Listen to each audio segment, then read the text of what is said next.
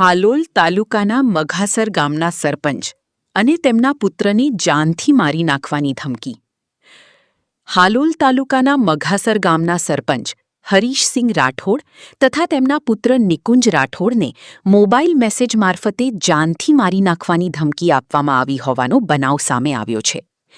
દિલીપ રાઠોડ નામના વ્યક્તિ દ્વારા મોબાઈલ ફોન પરથી ધમકીભર્યા મેસેજ કરવામાં આવ્યા હોવાનો આક્ષેપ છે.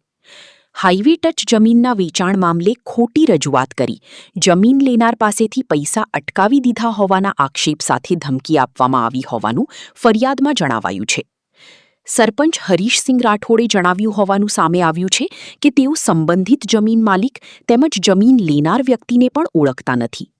આ સમગ્ર મામલે સરપંચ દ્વારા હાલોલ રૂરલ પોલીસ મથકમાં ફરિયાદ નોંધાવવામાં આવી છે. ફરિયાદના આધારે હાલોલ રૂરલ પોલીસે તપાસ હાથ ધરી છે. હકીકત એવી જાણવા મળેલ છે કે મઘાસર ગામમાં રહેતો અમારા ગામના દિલીપભાઈ રમેશભાઈ રાઠોડ જે અમારા ગામનો વતની છે અને જમીન બારાની અંદર મને ખોટી રીતે ટેક્સ્ટ મેસેજ કરી 2 દિવસમાં મારી નાખવાની ધમકી આપી હતી.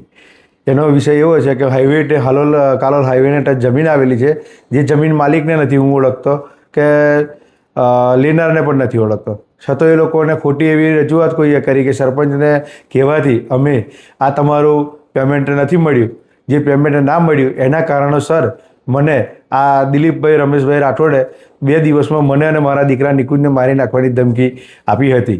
બાદ હું હાલોલ રૂરલ પોલીસ સ્ટેશને જઈને મેં અરજી આપી અને પોલીસ તપાસ કરવાની જાણ કરી મેં ત્યાં. તો પોલીસે મારી અરજી લીધી અને આરોપીઓની શોધખોળ ચાલુ કરી.